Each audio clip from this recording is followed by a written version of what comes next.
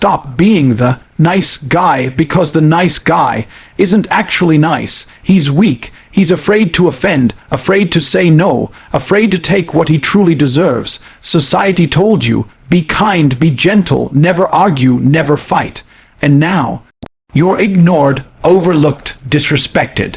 This isn't a call to be cruel, it's a call to be real, to build strength before sympathy, power before pity.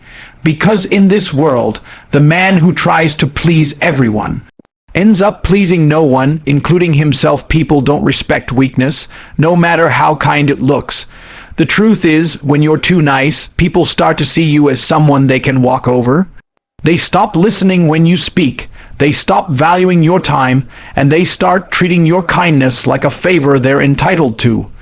You think that by being agreeable, you'll be liked, but in reality, you're teaching people how little they have to give to keep you around. Real respect doesn't come from smiles or soft words. It comes from strength, self-control, and certainty. You have to stand firm when it's uncomfortable. You have to say, no, this isn't acceptable, even when it shakes the room.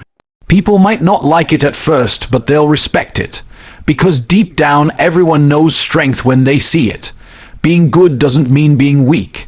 You can be kind without being a pushover, generous without being taken advantage of, humble without being silent. The balance comes when you learn to value yourself enough to stop proving your worth to others. When you carry yourself like someone who refuses to be stepped on, the world adjusts because strength commands attention, but weakness only invites pity. Stop seeking approval. It's one of the biggest traps a man can fall into, constantly waiting for someone else to clap for him before he feels worthy. You start living your life like a performance, changing who you are depending on who's watching. You hold back your opinions, your dreams, your truth, just so you don't upset anyone. But every time you do that, you lose a piece of yourself. You trade authenticity for acceptance, and that's a deal that always leaves you empty. You have to understand something: not everyone will like you, and that's perfectly fine. The people who truly matter will respect you for being real, not for pretending to be what they want. Approval is a drug. The more you chase it, the weaker you become. The moment you stop chasing it, you feel a freedom most people will never know. The world doesn't reward people who play it safe. It rewards those who stand firm in who they are, even when others disagree. When you stop caring about being liked and start caring about being true, you stop living by their opinions and start living by your purpose. That's when real power begins. Discipline is what separates men who dream from men who do. You can have all the good intentions in the world, but without discipline, they mean nothing. The so-called nice guy often believes that his kindness will open doors, that his good heart will bring him success. But life doesn't reward feelings, it rewards consistency, effort, and resilience. When you replace being nice with being disciplined, everything changes. You start showing up for yourself, even when no one is watching. You stop making excuses, and you start making progress. Discipline isn't about being hard or emotionless, it's about being in control. It's training your mind to do what needs to be done, not what feels good in the moment. It's waking up early when you'd rather sleep, working when others rest, staying focused when distractions scream your name. Over time, that kind of discipline turns you into someone unshakable. People respect a man who's in control of his emotions, his body, and his actions. They can sense it, the quiet confidence that comes from knowing you've earned your strength. Discipline builds character, and character builds power. Because once you master yourself, no one else can control you. Learning to say no is one of the hardest lessons, but it's also one of the most powerful. Most people can't do it because they fear being disliked or judged. They think saying yes makes them good, generous, or caring. But what it really does is drain them. Every time you agree to something that doesn't serve you, you're giving away pieces of your energy, your time, your focus, the very things you need to build your own life. You can't pour into others if you're constantly running on empty. When you start saying no, people will react.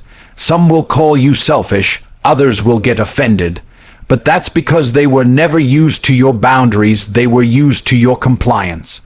And that's exactly why this shift is necessary. The truth is, no is not a sign of arrogance, it's a sign of clarity. It means you know who you are and what matters most. Protecting your time and peace isn't selfish, it's survival. You can't chase greatness while constantly pleasing everyone else. The moment you stop apologizing for protecting your space, you start attracting people who respect it.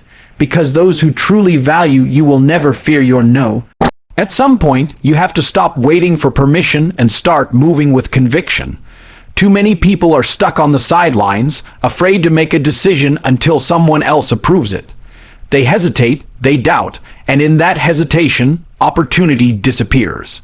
Leadership doesn't come from being the loudest voice in the room, it comes from being the one who acts when everyone else is uncertain. You can't lead if you're constantly seeking direction. You have to trust your own vision, even when it's blurry, and move with confidence anyway. When you start leading, something shifts inside you. You stop blending in. You begin to walk differently, speak differently, and people notice.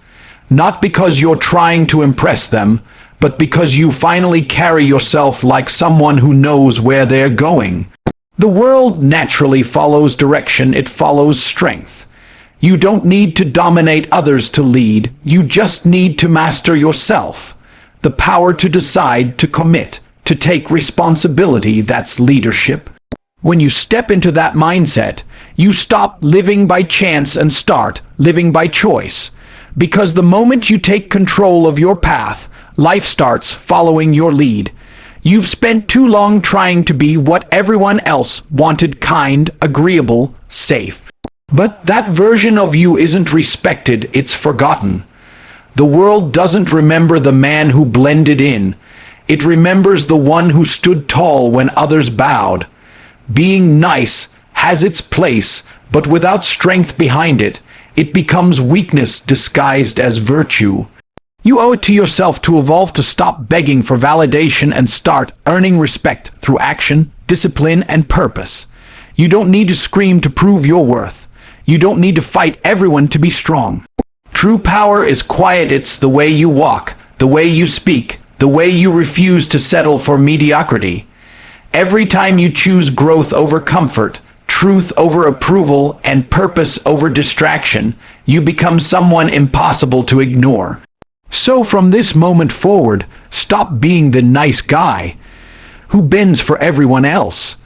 Be the man who builds himself, who demands excellence, who lives with fire and focus. Let your silence speak louder than their noise.